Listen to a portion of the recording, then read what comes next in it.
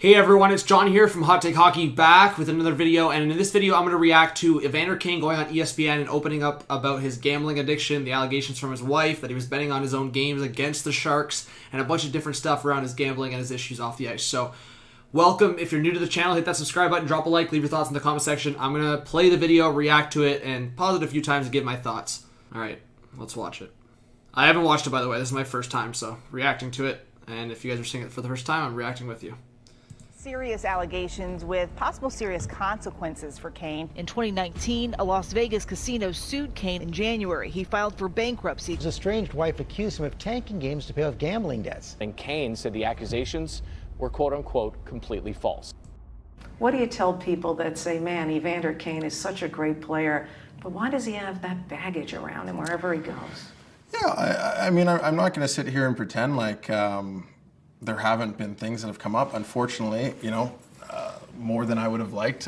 Some of it's been public. At the same time, I think, you know, it's about how you deal with it.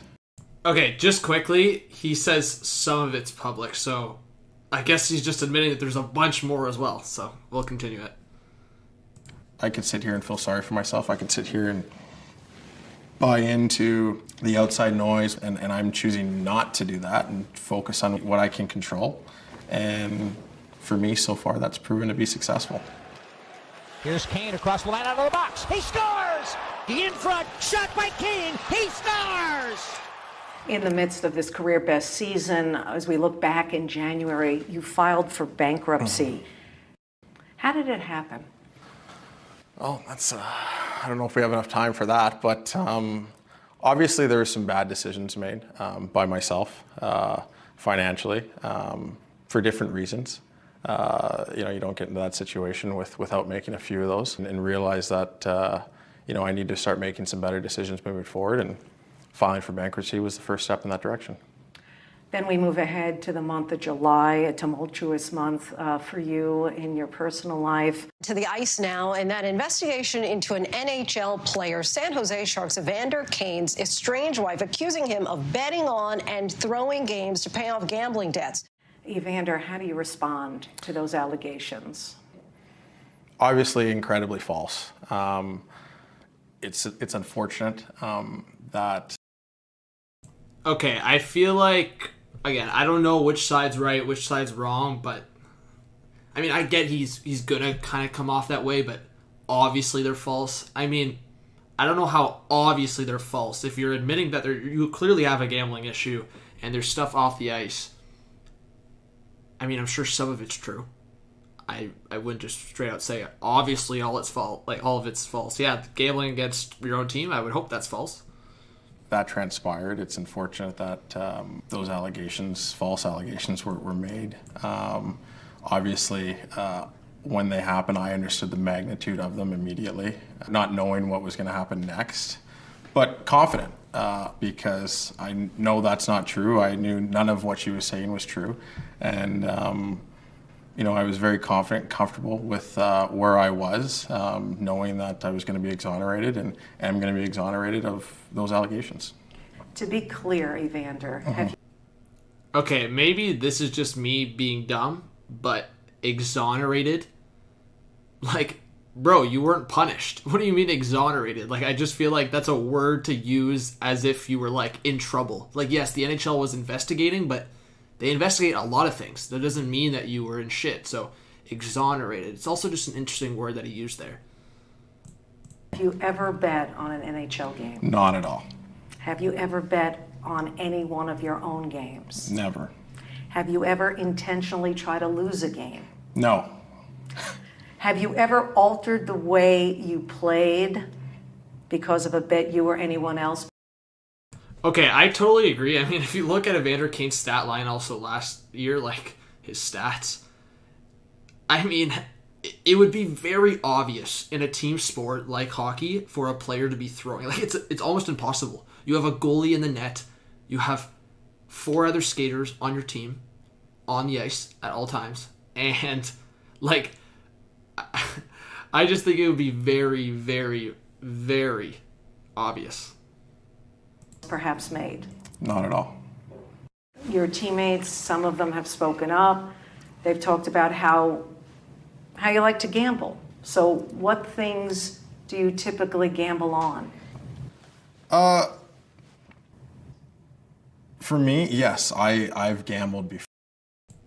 Okay, so he definitely had to think about that for a second, trying to frame what he wanted to say and what he didn't.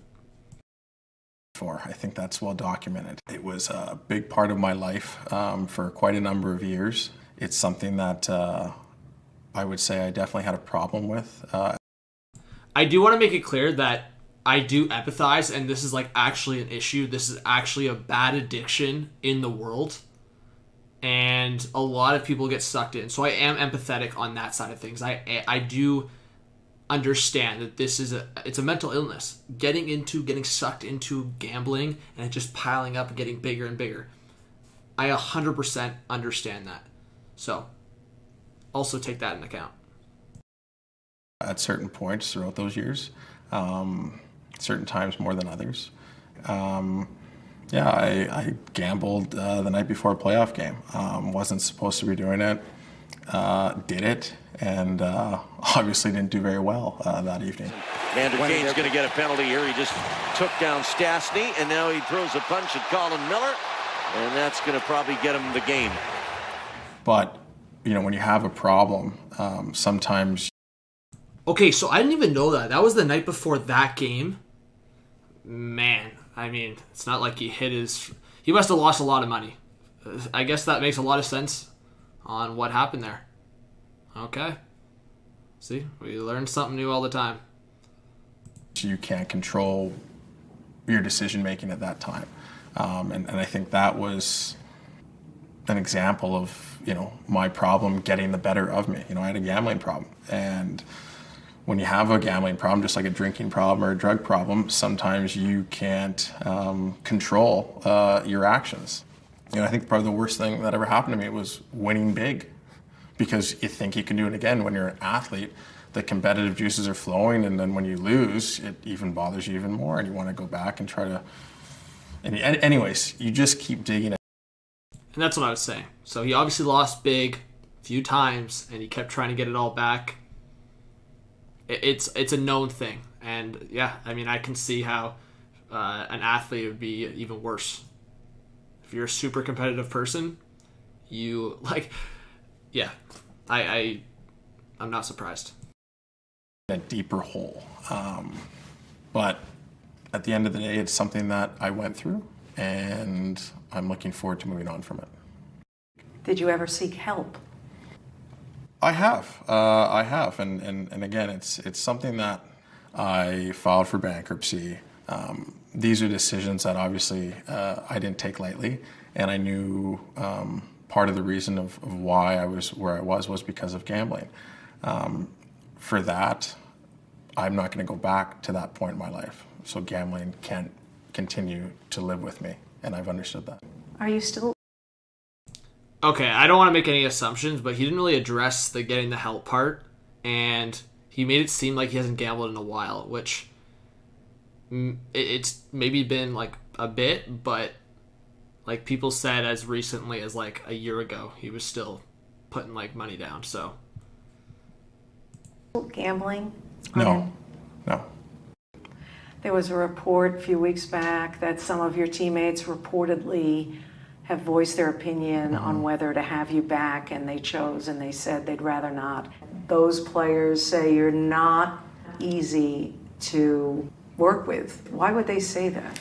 I'm not sure. I think it's easy to point the finger at me. I think it's easy to try to make me the scapegoat because of some of my personal issues that are playing out in the public and point to that. I think it's an easy cop-out.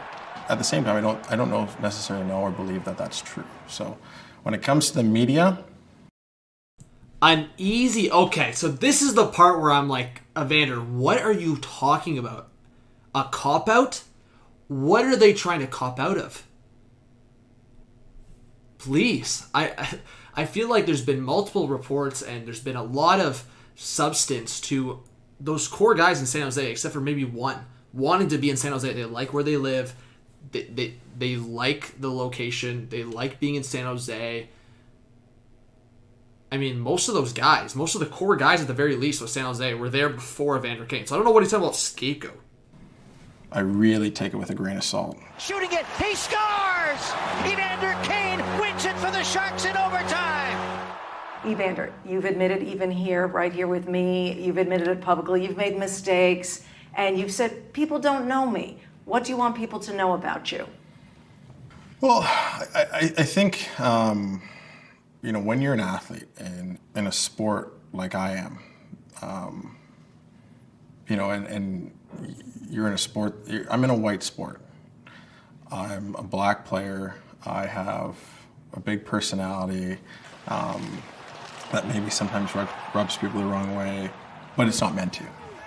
When it comes to what people don't know, I think, unfortunately, a lot of the issues I've had or the allegations. I just want to say quickly, and it's one of those things. I went through school in broadcasting and media, and the lack of diversity in hockey has always been an issue. So I understand that side 100%, but I just feel like this is a separate issue here.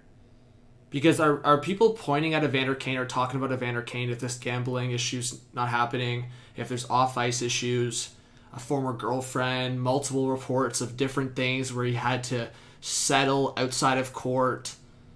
So again, I am a massive advocate for bringing more diversity into hockey, starting from the bottom and bringing it into the big league, the NHL. There is not enough representation, and I am fully with that. But this is a different conversation.